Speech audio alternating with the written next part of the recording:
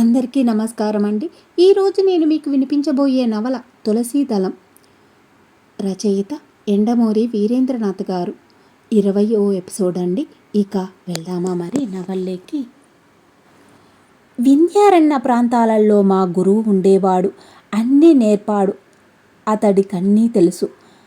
అనిమ, గరిమ, లగిమ, ప్రాప్తి, ప్రాకామ్య, ఈశాత్వ, వశత్వాలు, కాశ్మోరా గురించి కూడా చెప్పాడు.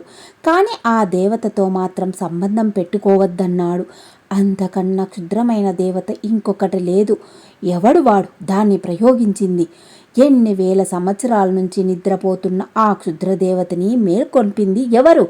వాడు పూర్తిగా నాశనమైపోతాడు. కానీ ఈ లోపల నా కూతురు నాశనమైపోతుంది. అతడు క్షణం మౌనంగా ఉన్నాడు. ఏ క్షుద్రదేవతైనా భయపడే ఒకే ఒక్కటి ఏమిటో తెలుసా? ఏమిటది స్వామి? శ్రీధర్ తల ఎత్తి అడిగాడు. తులసి చెట్టు. శ్రీధర్ సన్నగా వణికాడు. తమ పెరట్లో తులసి చెట్టు అంతార్తనంగా అవటం అతడికి జ్ఞాపకమొచ్చింది. ఆ రోజుల్లోనే కొంచెం తెలివితో ప్రవర్తించి ఉంటే ఇంత బాగుండేది. కానీ గత జల సేతుబంధం. నీ పేరేమిటన్నా? శ్రీధర్. శ్రీధర్, నిజంగా కాశ్మోరాని ఎలా వదిలించాలో నాకు తెలుసు. నాకు తెలిసినంతలో పరిష్కారం చెప్తాను. నిజానికి కాశ్మోరాకు తిరగబడి లేదు. ఈరోజు ఆఖరి రోజన్నావు కదూ. ఏం జరిగినా ఈ రాత్రి 12 లోపల జరగాలి అంటూ లేచాడు. అతడు వెనకే శ్రీధర్ నడుస్తున్నారు. శ్రీధర్ ఏదో మత్తులో ఉన్నట్లు మంత్రముగ్ధుడిలా నడుస్తున్నాడు. ఓ ఇంజనీరు, బాగా చదువుకున్నవాడు. ఆ క్షణం అన్నీ మర్చిపోయి బికారిలా ఇంకో బికారి వెనక నడుస్తున్నాడు. ఇదంతా చదవటానికి చూడ్డానికి చాలా హాస్యాస్పదంగా ఉండొచ్చు. కానీ జరుగుతున్నది ఆత్మీయుల మరణశన్యం మీద ఉన్నప్పుడు, అది మానవతాతీత శక్తి అని నమ్మకం కలిగినప్పుడు సంస్కారం రిలేజపు పొరలు వెనక్కి వెళ్ళిపోతుంది. అరగంట తర్వాత మళ్ళీ ఆ పాడుబడిన కోటకు చేరుకున్నారు. దారి రాళ్లతోనూ తుప్పలతోనూ నిండి ఉంది. ముళ్ళు తగిలి అతడి ప్యాంటు చినిగిపోయింది. పాదాల నుంచి రక్తం స్రావిస్తోంది. సూర్యుడు తీక్షతకు పొందుతున్నాడు. నుదుటి మీద నుంచి చెమట ధారాపాతంగా కారుతోంది. అయినా శ్రీధర్ వీటిని పట్టించుకోకుండా సాగిపోతున్నాడు. కోటలో రాళ్ల వెనకనున్న చిన్న సందులో దారి ఉన్నట్టు అతడు గమనించాడు. ఒకప్పుడు గుర్రపశాలనుకుంటా. బాగా చీకటిగా ఉంది. వర్షపు నీరు అక్కడక్కడ చేరుకొని నిలువ ఉండడంతో అదో రకమైన వాసన వస్తుంది. ఇక్కడే నేను ఉండేది అన్నాడు సంతాన్ ఫకీర్. అప్పుడు చూశాడు శ్రీధర్ నేల మీద పడి ఉన్న పూలని, పసుపుని, తూర్పు వైపు కూర్చొని కళ్ళు మూసుకొని ఇష్టదైవాన్ని ప్రార్థించు అన్నాడు ఫకీరు. శ్రీధర్ కళ్ళు మూసుకున్నాడు. తన తల మీద ఫకీర్ చేయి పడ్డం మాత్రం అతడికి తెలుసు, అంతే. ఒక బలమైన జ్యోతి అతడి కళ్ళ ముందు బ్రహ్మాండమైన వెలుగుతో మండుతూ గిర్రుని తిరుగుతూ ఆత్మస్థానాన్ని సోకటం అతడు ట్రాన్స్లోనే గమనించాడు. అతడికి ఏమీ అర్థం కావడం లేదు. అంతా మత్తే అతడికి ఒక దివ్యానుభూతిని ఇస్తుంది. ఆ మత్తులో అతడు ఫకీరు కంఠాన్ని వినసాగాడు. మందాస్వరణ ఫకీరు మాట్లాడుతున్న మాటలు ఈ పాడుబడిన కోట కూలిన గోడల మధ్య నెమ్మదిగా ప్రతిధ్వనించసాగాయి. చేతబడి అన్న దానపు పూర్వపదం. చేతన్ బడి అన్నది ఒక మనిషిని తన చేతన్ బడే బట్టే చేసుకోవడం. 6 శతాబ్దాల క్రిందే మనకు తెలుసు. ఎవరికీ తెలియని రహస్యాల్ని, ఎవరూ ఊహించని ఫలితాల్ని నేను నీకు చెప్తున్నాను. ఈ చేపట్టడం నిషేధించబడింది. ఈ విషయాల్ని గురువు అనుమతి లేకుండా వెల్లడిస్తే ఆ వెల్లడించిన వాడు దారుణంగా చచ్చిపోతాడు. వంశంలో ఎవరు మిగలకుండా పోతారు.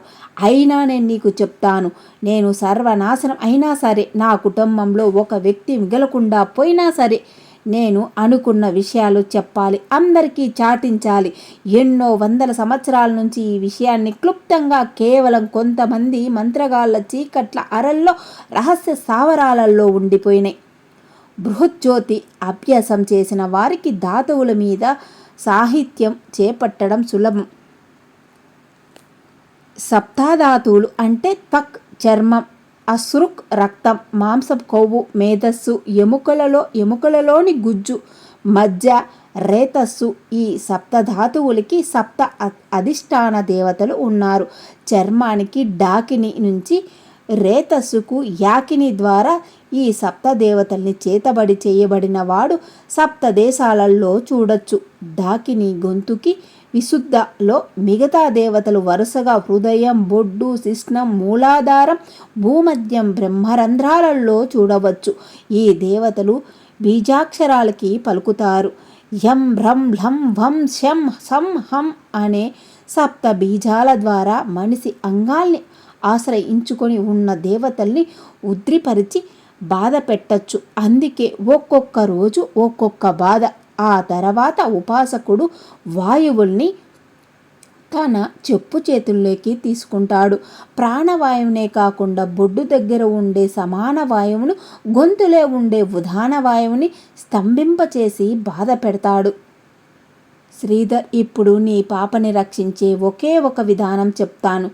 వెన్నెముక కొసన కందస్థాన సగుక్మ ముఖ సంధికి చెందిన చక్రాన్ని మూలాధార చక్రం అంటారు. కుండలేని లేపి సమగ్న ద్వారా మూలాధారం నుంచి సహస్రసారానికి చేర్చగలిగినవాడు యోగి. 3 ఏకబీజ మంత్రాల్ని నీకు ఉపదేశిస్తాను.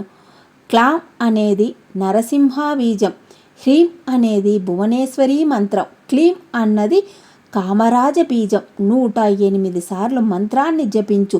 ఈ నీటిలో కూర్చొని ఈ మంత్రాన్ని జపిస్తూ ఈ నూనె తాగు. ఈ నూనె సూర్యగ్రహణపు రోజు మూలాంకం గునిగింజల నుంచి పాతాళ మంత్రం ద్వారా తీస్తే వచ్చినది. నువ్వు జపించిన 108 మంత్రాలు నీ కూతురు బొమ్మలో గుచ్చబడిన 108 ముళ్లకు వ్యతిరేకంగా పనిచేస్తాయి.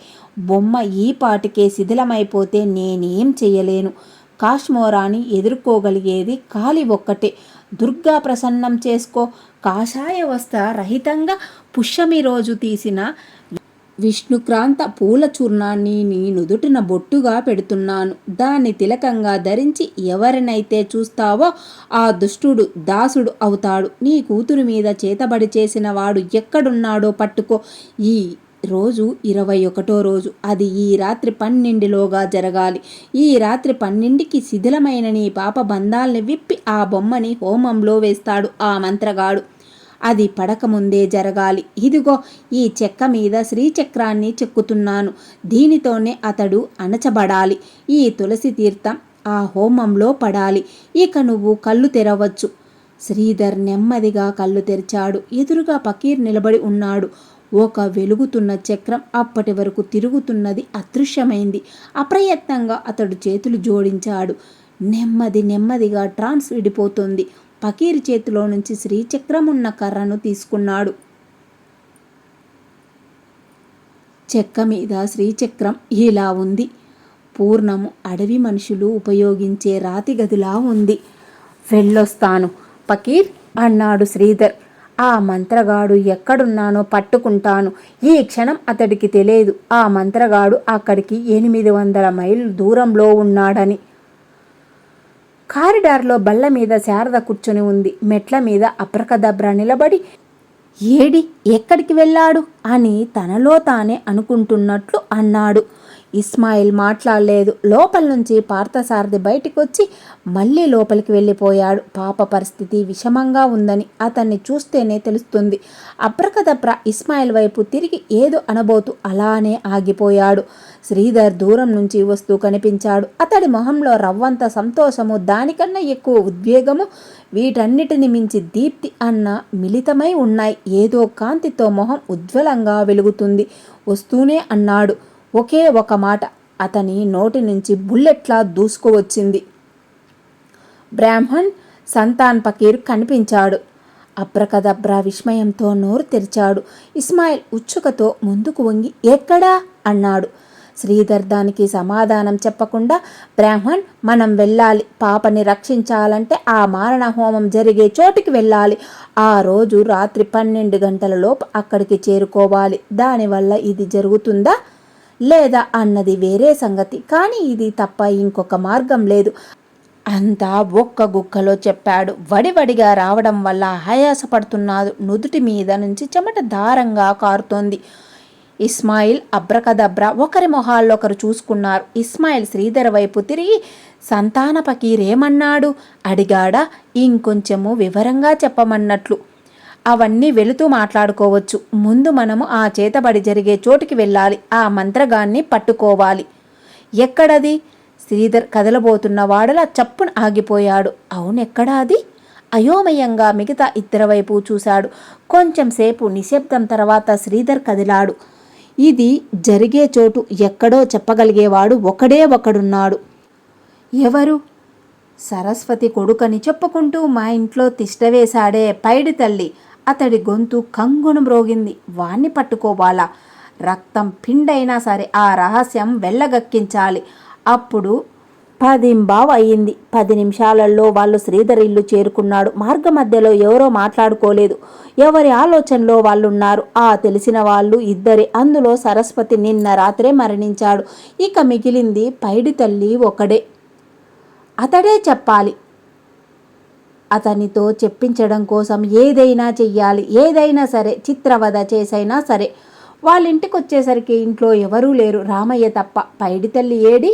కారులో నుంచి దూకి లోపలికి ఒక్క గంతులో వస్తూనే శ్రీధర్ అడిగాడు. రాలేదు బాబు. రాలేదా? పొద్దున్నుంచి అసలు కనపడలేదు బాబు. మరి రాత్రి ఎక్కడికి వెళ్ళాడో? పొద్దునంతా పోలీసులు రామయ్య సరస్వతి మరణం గురించి చెప్తున్నాడు. శ్రీధర్ వినటం లేదు. అతడికి ఒక్కసారి నిరాశ ఆవరించినట్లయింది. చేతిలోకి వచ్చినట్లు అవకాశం జారిపోయింది. ఇప్పుడు మళ్ళీ పైడి తల్లిని వెతకాలి. దానికెంత టైం పడుతుందో. ఒక్కో క్షణం గడుస్తున్న కొద్దీ పాప మరణానికి దగ్గరవుతుంది. ఎలా పైడి తల్లిని పట్టుకోవడం? అతడు నిస్పృహగా స్నేహితుడి వైపు చూశాడు. అప్రకదబ్రా కూడా ఏమీ తోచనట్లు తల విదిలించాడు. నారాయణరావు ఎక్కడున్నాడు? శ్రీధర్ రామయ్యని అడిగాడు. ఇప్పుడే లాయర్ గారింటికి వెళ్తానని చెప్పి వెళ్ళారు బాబు. లాయర్ అంటే విద్యావతి. పైడి తల్లి ఎక్కడున్నది నారాయణరావుకి తెలిసిందంటావా? అబ్రకదబ్రా అన్నాడు. చూద్దామంటూ విద్యావతికి ఫోన్ చేశాడు. అతడి కూతురు ఎత్తింది. విద్యావతి వాళ్ళు బెంగళూరు దగ్గర పల్లెకు చెందిన వాళ్ళ ఇంట్లో కూడా కన్నడమే మాట్లాడతారు. వచ్చి రాని తెలుగులో ఆ పాప చెప్పింది. మా ఊరు నుంచి రైతు వచ్చినాడు. నాయన అతడితో మాట్లాడుతూ ఉన్నాడు. ఇంతలో ఆమె చేతి నుంచి ఫోన్ తీసుకున్న చప్పుడు. Hello, lawyer Vidyavati here. నేను శ్రీధర్ని. ఎస్ శ్రీధర్, నారాయణరావు అక్కడున్నాడా? ఉన్నాడే, ఇప్పుడే వచ్చాడు. వెంటనే కనుక్కో. పైడి తల్లి ఎక్కడుంటాడో అతనికి తెలిసేమో. ఒక్క క్షణం అని విద్యావతి ఫోన్ పెట్టి పక్క గదిలో కూర్చున్న నారాయణరావుని పిలిచి అడిగాడు. ఎవడో పైడి తల్లట, ఎక్కడున్నాడో నీకు తెలుసా? నారాయణరావు చెప్పే జవాబు మీద కూతురి జీవితం ఆధారపడి ఉంది. శ్రీధర్ అట్నుంచి వచ్చే జవాబు కోసం ఊపిరి బిగపట్టి రిసీవర్ పట్టుకొని నిలబడి ఉన్నాడు. అంతలో అట్నుంచి రిసీవర్ కదిలిన చప్పుడు. ఏమైంది తెలుసటనా? ఆతృతగా అడిగాడు శ్రీధర్. క్షణం నిశ్శబ్దం. విద్యావతి కంఠం వినిపించింది. తెలుసట. శ్రీధర్ మొహంలోకి రక్తం జువ్వును చిమ్మింది. రిసీవర్ మీద చేయి బిగుసుకుంది. పిస్టల్ నుంచి వెలువడిన బుల్లెట్ల అతని నోటి నుండి ప్రశ్న వచ్చింది. ఎక్కడా? యువతల వైపు ఎంత టెన్షన్లో ఉన్నారో అటువైపు నుంచి విద్యావతికి తెలియదు. ఒక్క నిమిషం అని మళ్ళీ ఫోన్ పక్కకు తీసి నారాయణరావు వైపు తిరిగి ఎక్కడున్నాడు పైడి తల్లి అని అడిగాడు. నారాయణరావు గది 4 పక్కలా చూశాడు. అతడి ఉద్దేశం గ్రహించి విద్యావతి ఫోన్ పక్కనే ఉన్న ప్యాడు పెన్సిలు ఇచ్చాడు. ఇటు శ్రీధర్ ఆతృతతో నుదుటి మీద చెమట తుడుచుకుంటున్నాడు. నారాయణరావు రాయటం పూర్తి చేసి విద్యావతికి చూపించాడు. అది చదివి విద్యావతి ఉలిక్కిపడ్డాడు. శ్రీధర్ హలో అంటున్నాడు. ఎక్కడున్నాడట? తొందరగా చెప్పు పతి, మనము అతడిని వెంటనే కలుసుకోవాలి. అంతలో లైన్ కట్ అయింది. శ్రీధర్ ఆలోచిస్తున్నాడు. ఎందుకు విద్యావతి ఫోన్ పెట్టేశాడు? అతడికి అంతు చిక్కలేదు. బ్రాండ్ఫాన్ వైపు తిరిగి పద విద్యావతి దగ్గరికి వెళ్దాం అన్నాడు కంగారుగా. అక్కడ నారాయణరావు రాసిన నేను శిక్షార్హుణ్ణి అన్న కాగితం వైపు చూస్తున్నాడు. విద్యావతి చదువుతుంటే నారాయణరావు 2వ పేజీ వ్రాయసాగాడు.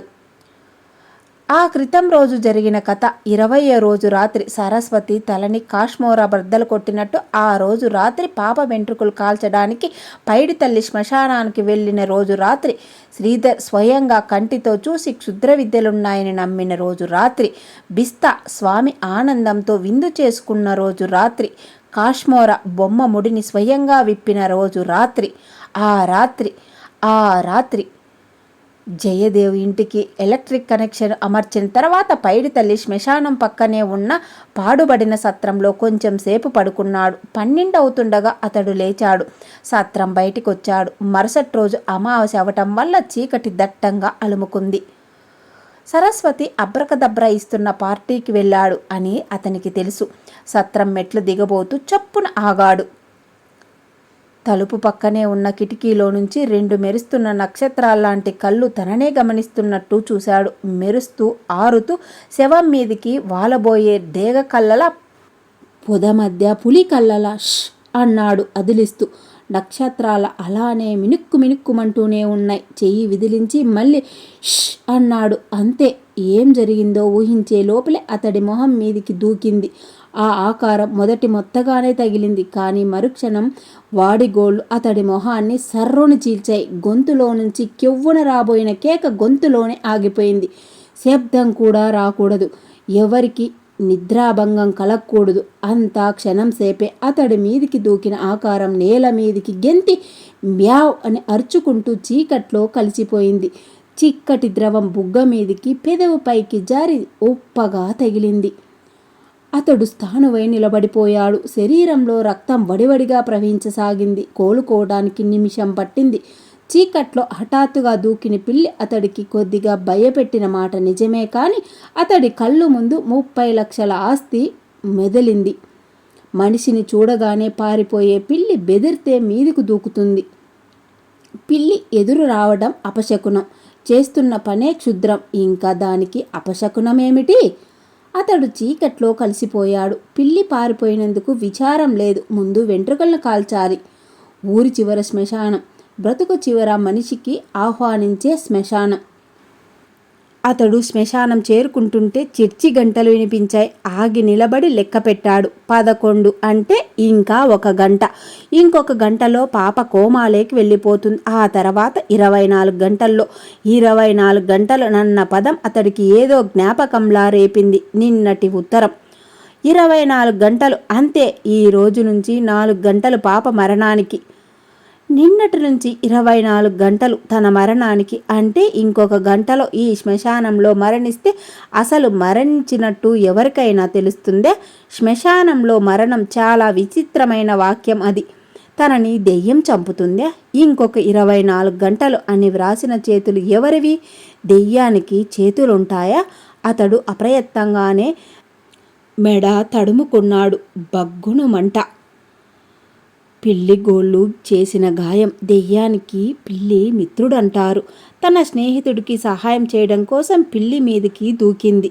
అలా దూకి తన కళ్ళు పీకి సన్నగా వణికినాయే అన్న అనుమానం వచ్చింది అతడికి. తల విదిలించుకుంటూ నవ్వు వచ్చింది. వెధవ ఆలోచన. క్షణం ఏమరపాటుగా ఉంటే ఆలోచనలు ఎంత వేగంగా పయనిస్తాయో. పైడి తల్లి శ్మశానంలోకి ప్రవేశించబోతూ ఆగాడు. మనిషి మనసులో పాపంలా దట్టంగా చీకటి. జుట్టు విరబోసుకున్న దయ్యంలా చెట్లు కదలకుండా నిశ్చలంగా అతడినే గమనిస్తున్నట్లున్నాయి.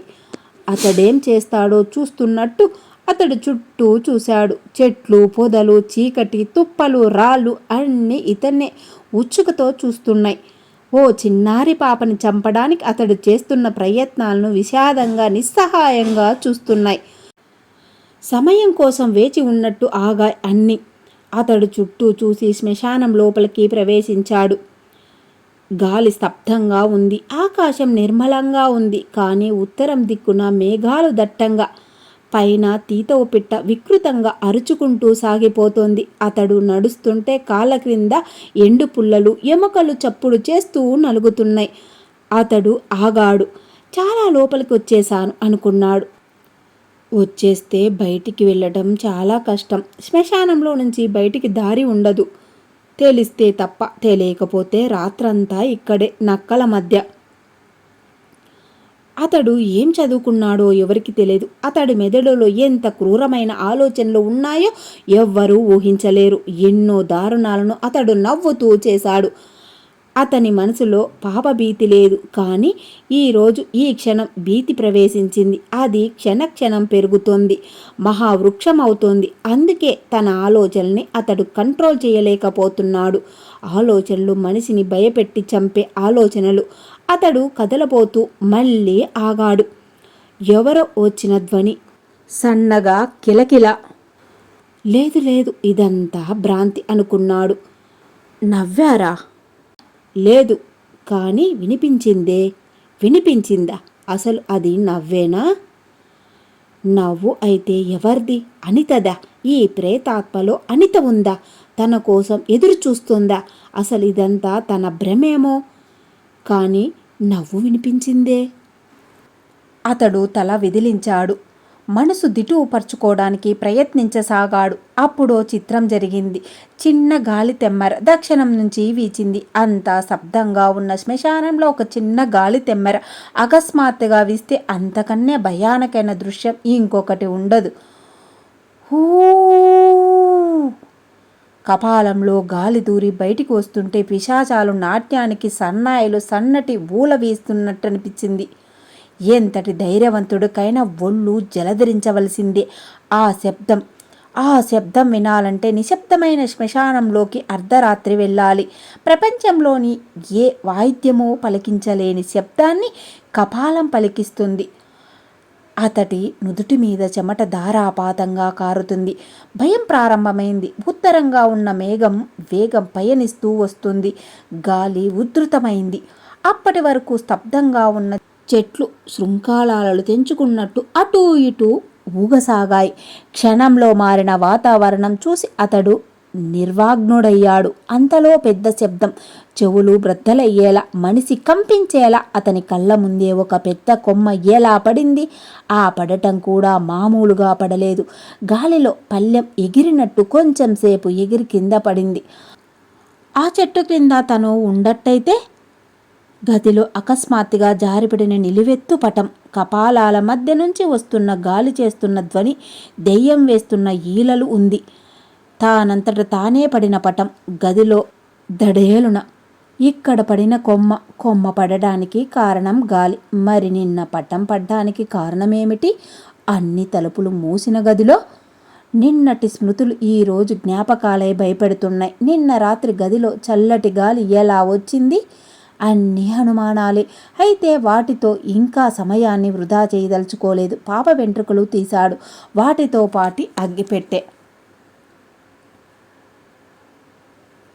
వెంట్రుకల్ని అంటించాడు. గాలి వీస్తోంది. అతడు సమాధి చాటుగా కూర్చోవాలనుకున్నాడు. సగం కూలిన సమాధి ఒకటి కనపడింది. దాని దగ్గర వెళ్ళి మోకాల మీద కూర్చున్నాడు. గాలికి అగ్గిపుల్ల ఆరిపోకుండా సమాధి ఆపుతుంది. చిన్న చిన్న చెట్లు సమాధి మీద ఊగుతున్నాయి. మనిషిని పైకి లాక్కుపోయే యమపాసాలల్లా మధ్యగా విరిగిన సమాధిలో నుంచి మట్టి పెళ్ళలుగా రాలుతుంది. అతడు పక్కకి చూసి ఉలిక్కి పడ్డాడు. సమాధి మీద బొమ్మ అతడిని పరిశీలిస్తున్నట్లు ఉంది. ఎవరినో మంత్రగాడు ఎవరినో చంపడానికి సమాధి మీద వ్రాసిన అతి పురాతనమైన ప్రయోగం. పాము మెలికల్లో ఒక్కో మెలిక ఒక్కో ప్రత్యేక అక్షరం వ్రాసి ప్రత్యర్థుని పాము కాటికి గురి చేయటం ఒక్కటే విద్య. సర్పబంధం. పైడి తల్లి చూస్తున్నది బొమ్మని కాదు, బొమ్మ మధ్యలో 24 అన్న అంకెను.